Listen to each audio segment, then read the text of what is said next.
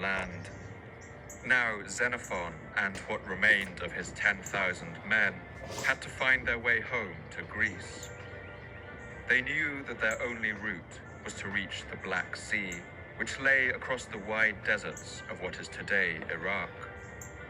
They were terrified.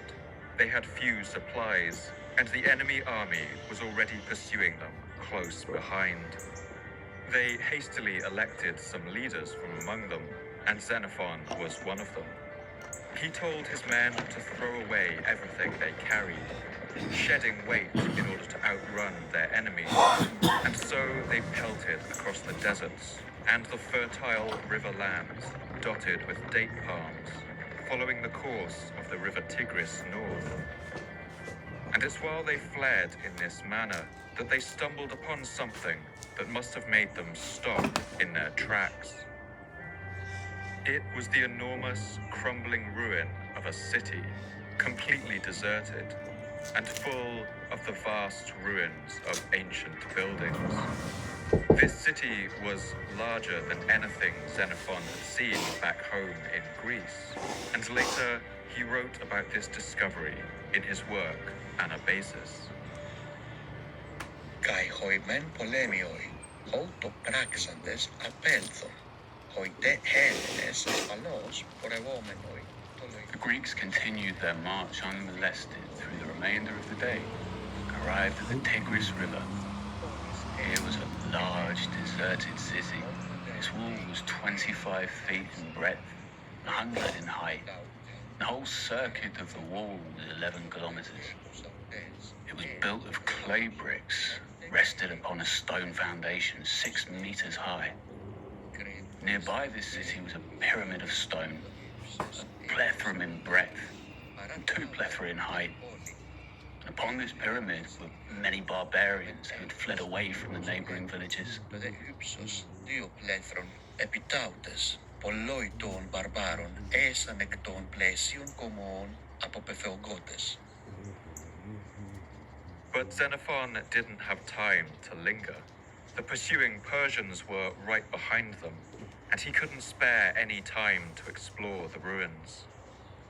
They dashed onwards, following the river north.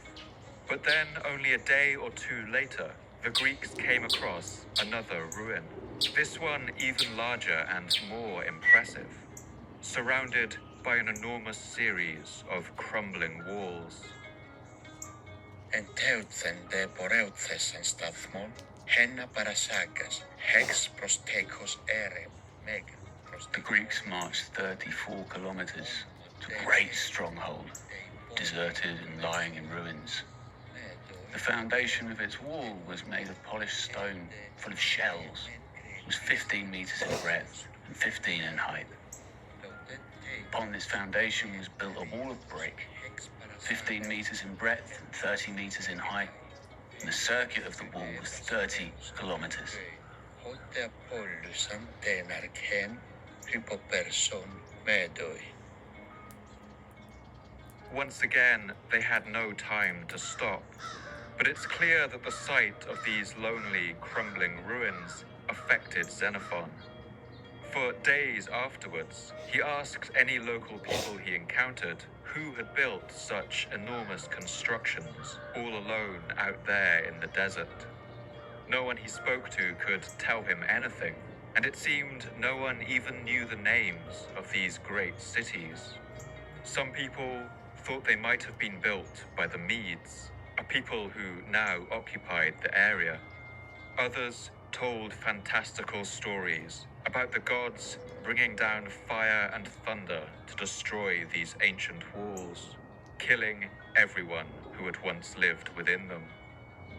Today, we do know the names of these cities, and it's thought that Xenophon, at the end of the 5th century BC, was the earliest person to stumble upon them and write an account. These were the cities of Nimrud and Nineveh. At the time when Xenophon stumbled across these ruins, nearly 2.5 millennia ago, the first stones of the Parthenon in Athens had been laid only 50 years earlier. The Colosseum in Rome would not be built for another 500 years. But the city of Nineveh had already been an ancient ruin for more than 2 centuries. This mighty city had flourished, boomed into a towering capital, home to hundreds of thousands of people. It had given birth to some of the ancient world's most beautiful art and architecture, and then, all at once, fallen into dust. Xenophon and his men did eventually return to Greece, and when he wrote his memoirs, he gives special attention to those moments, when he looked out over the sand-blasted desert, the grasses sprouting between the crumbling bricks, as the wind battered his hair and tugged at his clothes. In those moments, Xenophon must have asked himself, who were these people who built such vast cities out here in the desert? How could such a great metropolis vanish so completely beneath the sands?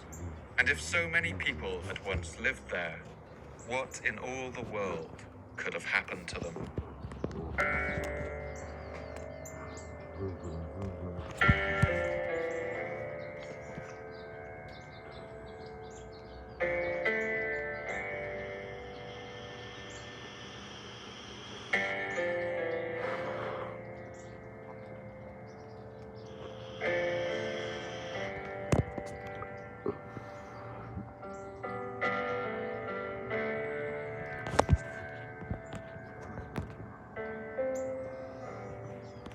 My name's Paul Cooper, and you're listening to the Fall of Civilizations podcast. Each episode, I look at a civilization of the past that rose to glory, and then collapsed into the ashes of history. I want to ask, what did they have in common? What led to their fall? And what did it feel like to be a person alive at the time, who witnessed the end of their world? In this episode, I want to look at one of the most remarkable ancient civilizations, the society known today as the Assyrian Empire. I want to explore how the Assyrians built their empire out of the ashes of the Bronze Age, and built an empire of iron that lasted for centuries. I want to show how they expanded and developed to become perhaps the world's first military superpower, as well as fostering an extraordinary flourishing of art and learning. And finally, I want to tell the story of what happened to cause their final, devastating collapse.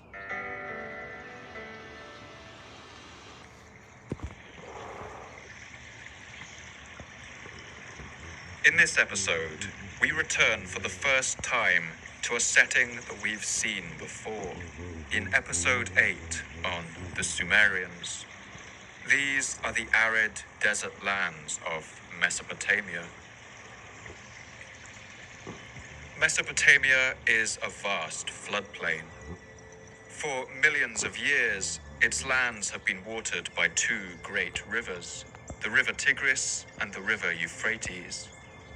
These great watercourses flow south from the mountains of Turkey and bring enormous quantities of silt down with them. If we were to soar high above the Earth's surface, we would see these 2 rivers as vivid lines of green snaking through the dusty land. The rivers Tigris and Euphrates form one arm of a geographical feature that has come to be known as the Fertile Crescent.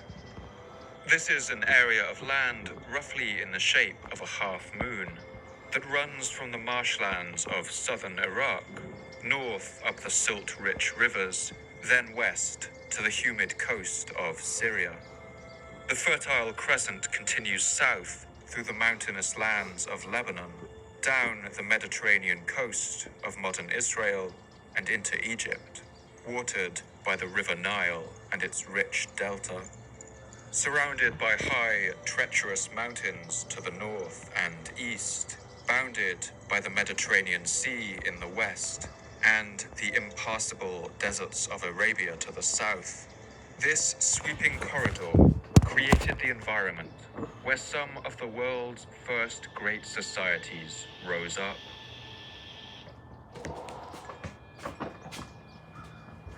To us, the Assyrian Empire feels like a relic of the impossibly distant past. But it's worth reminding ourselves that for them, their world was already ancient.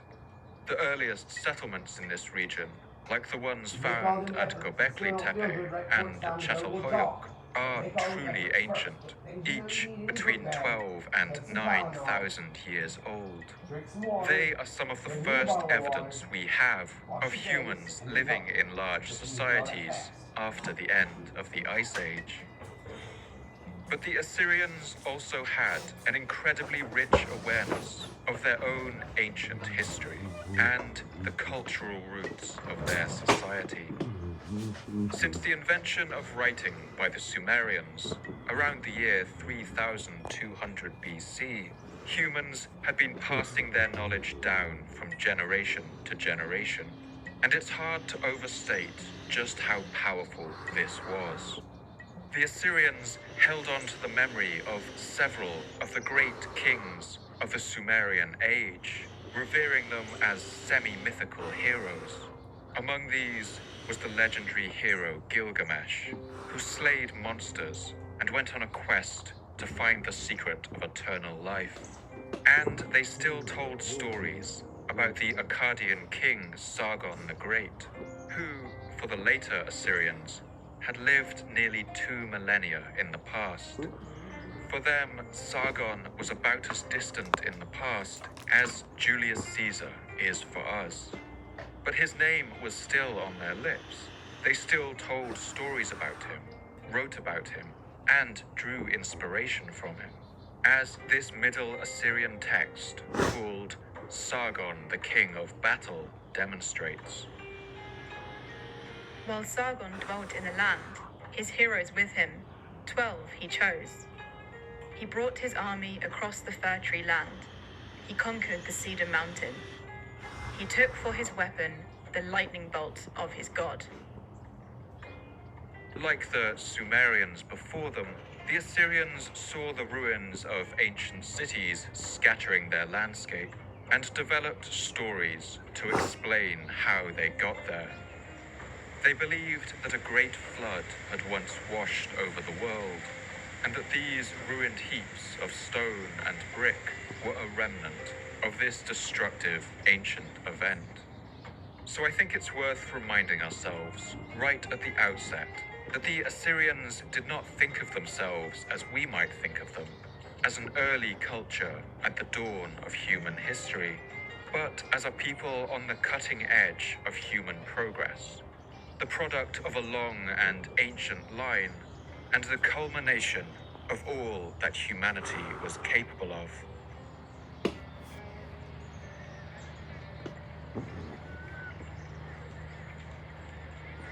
Since the fall of the Sumerian Empire, the language of Akkadian had become the region's most common tongue, replacing the old Sumerian language.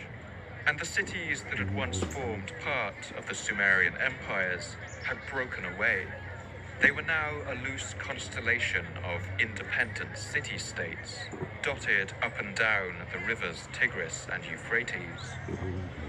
Each city had their own king, their own army, and their own god. As we saw in episode 8, for much of the region's early history, the Akkadians had been something of a junior partner to their Sumerian cousins.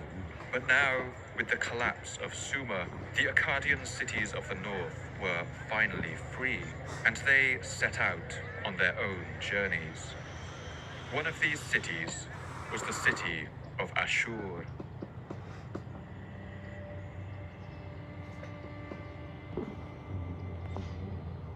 Ashur was occupied from at least the year 2500 BC. It was founded at the height of Sumerian rule, on a bank of the river Tigris in northern Iraq, about halfway between the modern cities of Tikrit and Mosul. Ashur was probably an early trading city. It would have been a town of tents and houses built from river clay, thatched with reeds. The smells of Mama cattle of the and year. wood smoke would have drifted through its muddy streets. The sounds of people and the fluttering of the leaves of date palms. Perhaps already the first canals being dug to water its fields. In its early days, it would have been a very humble place, and it would be hard to imagine the glorious legacy that its people would one day construct. Throughout the Sumerian period, the town of Ashur did well, and some of this was down to its natural advantages. It was nestled on a bend of the river Tigris that sheltered it on its north and east side, and its builders improved its natural defenses with a system of strong buttressed walls that made it a strong fortress. The rivers stuff of done? Mesopotamia were the land's Just tampons and lifeblood. pads and putting your book back. You know, They you start brought your period, water so for you need to have them. drinking and to irrigate the fields. No, everybody on the But in internet the knows rough too. landscape, they also acted as Huh? the highways along which Well, trade the could ordinance move about the internet on saying that, barges and ships.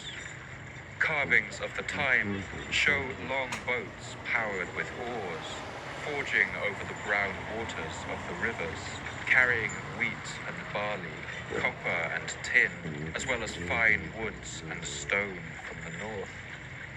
As a crucial stop along one of these rivers, Ashur soon grew to be a wealthy place. Excavations of its houses show that by the second millennium, many of them were spacious mansions.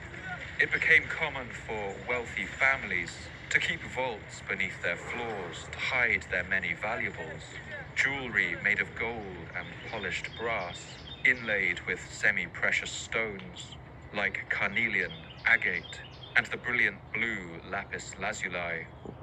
Excavations have even uncovered dozens of libraries and archives in the city, where texts written in cuneiform on clay tablets were stored, a clear indicator of a city overflowing with wealth. The wealthy families of Ashur were also able to donate handsomely to religious organizations, and the city would become home to no fewer than 34 temples to the various gods worshipped by all the people of Mesopotamia. Gods like the sun god Shamash and the moon god Sin, the storm god Adad, Ishtar, the goddess of love and war, and of course, the king of the gods, Enlil. We can imagine walking through the city streets at this time and hearing the incantations washing out of the temple doors and overlapping in the hot air, the priests of the different gods competing for attention in the crowded city, the ringing of bells and the banging of drums, the singing of hymns. Funeral processions may have floated past, chanting poetry such as this surviving devotional hymn to the Babylonian god Marduk. The man who is departing in glory, may his soul shine radiant as brass. To that man, may the sun give life, and Marduk, eldest son of heaven, grant him an abode of happiness. The temples also performed services for the sick. If you visited the temple of Ishtar with an ailment, it's likely you would have heard something like this prayer being said over you by one What's of up, its man? priests. You bring that $5 you owe me? Bind the sick man to heaven, for You got that from $5 the earth for me, he is man? being torn away. Of the brave man, Come on who now. is so strong, his strength has departed. In his Sure. bodily frame, he Sure. lies Time to get that dog dangerously shut. One ill. of the dogs pooped by the door. But Ishtar, Badass who dogs. in her dwelling is We left grieved it for for him, you. descends from her mountain, unvisited of men. To the door of the sick man she comes. And soon, like most cities of this time, the city of Ashur developed a god of its own. In fact, the city virtually became a god. In the religious systems of Mesopotamia, gods and cities had an intimate and interwoven relationship. The gods of this time performed many of the duties that they do for us today. They could be called for in times of need or given sacrifices to ward off evil. But at this time, each city also had a god, in the same way that every sports team has a mascot.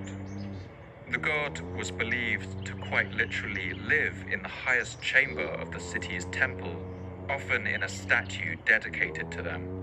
If you visited another city on business, it was considered sensible to give an offering to the city's god while you were there.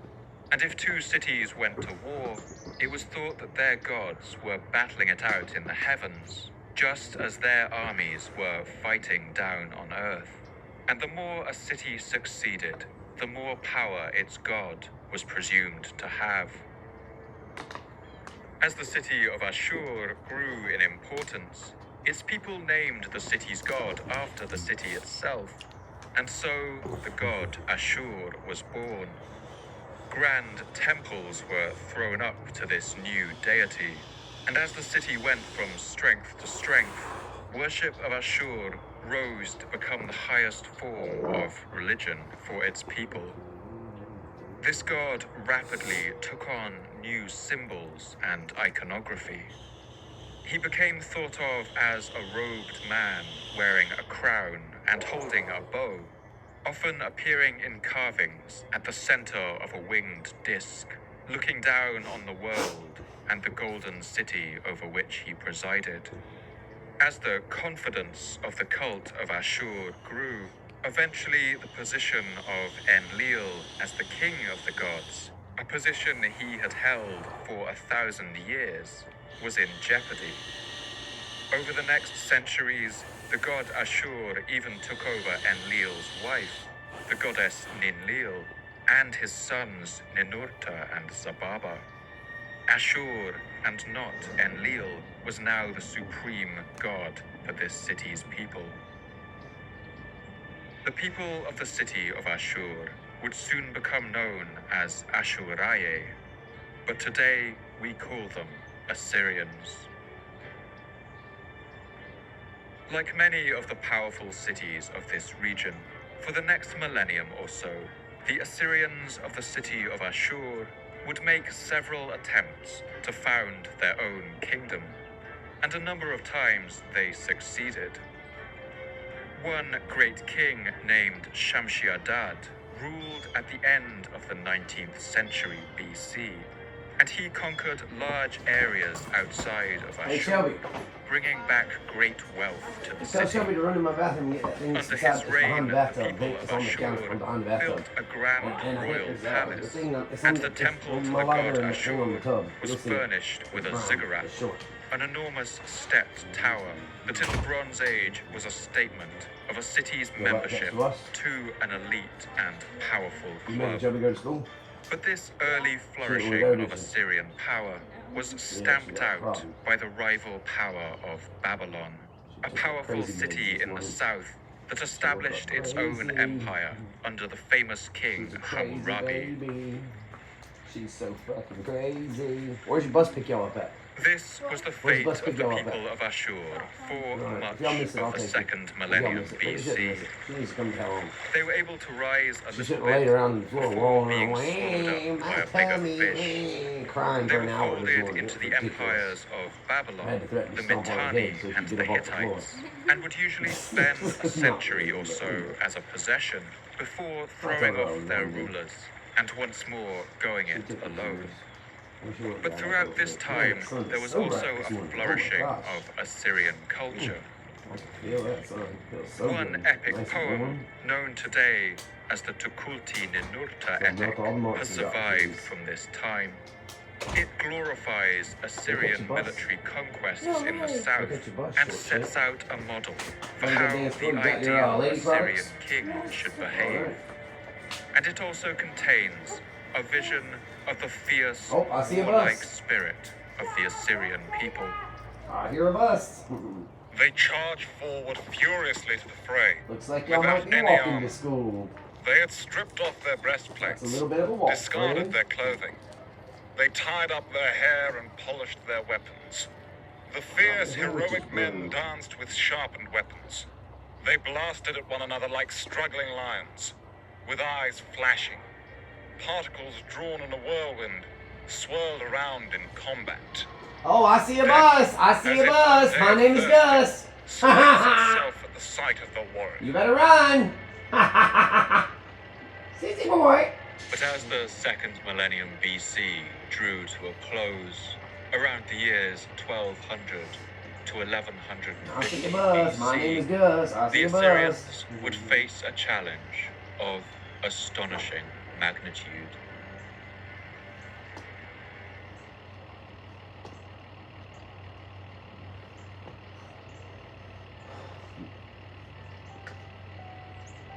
The period that followed has gone down in history with the name